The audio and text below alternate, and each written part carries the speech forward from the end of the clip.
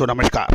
Colonel Ajay CEO Ajay astro money group first global astro finance digital channel से आपसे मुखातिब होता हूं। आज 31 जनवरी सन 2025 शुक्रवार।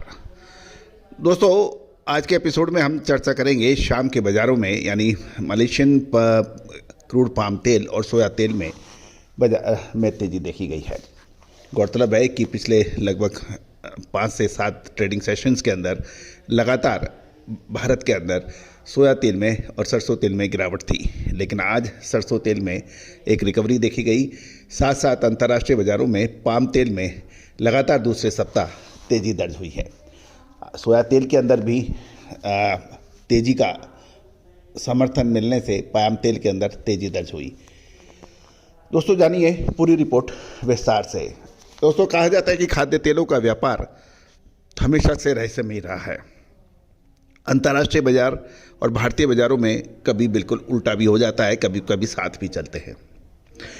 ये ध्यान देने वाली बात यह है कि भारतीय मुद्रा लगातार मल्टी ईयर लो पे चल रही है। दूसरी ओर अमेरिकन प्रेसिडेंट डोनाल्ड ट्रंप भी टैरिफ लगाने की धमकियों से पूरा बाजार सहमा हुआ है। तीसरा महत्वपूर्ण जो बिंदु है कि 28 जनवरी से 4 फरवरी तक ल्यूनर ईयर्स के चीन के बाजार बंद हैं। दोस्तों इस वजह से ट्रेड एक्टिविटीज़ काफ़ी सीमित हो रही हैं।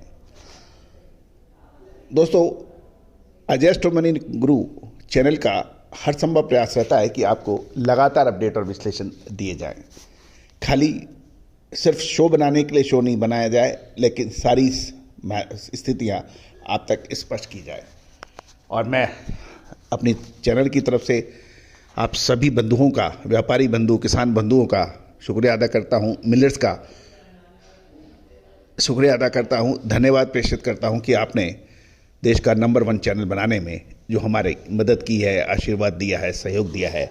मैं पूरी टीम की तरफ से आपको का अभिनंदन करता हूं, सहयोग धन्यवाद प्रेषित करता हूं। जानिए रिपोर्ट विस्तार से।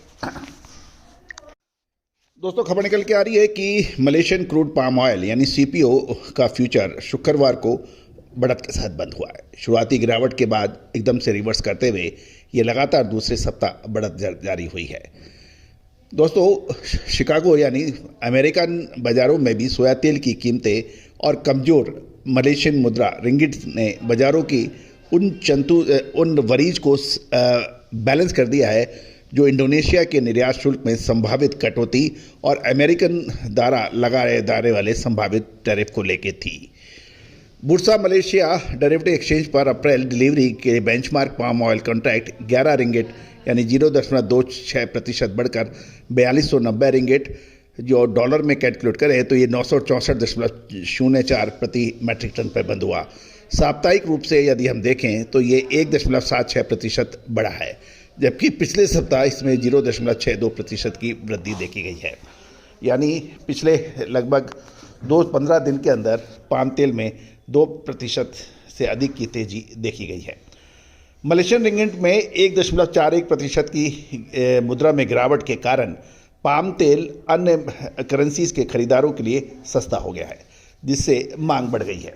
लेकिन बाज़ारों में अभी भी स्टेबिलिटी नहीं है और यही वजह है कि बाज़ारों के अंदर स्पेशली भारतीय बाज़ारों में खाद्य तेलों के बाज़ार उठ नहीं रहे हैं, क्योंकि इंडोनेशिया के निर्यात शुल्क में 9 से 10% की जो संभावित कटौती और अमेरिकन राष्ट्रपति डोनाल्ड ट्रंप द्वारा मैक्सिको और कनाडा पर टैरिफ लगाने की धमकी निवेशकों को परेशान और हैरान कर रही है। जहाँ तक शिकागो बोर्ड ऑफ ट्रेड, जिसे सीबॉट कहते हैं, सोयाबीन की तेल की कीमतें 1.29% बढ़ी है, जिससे पाम तेल को समर्थन मिला है।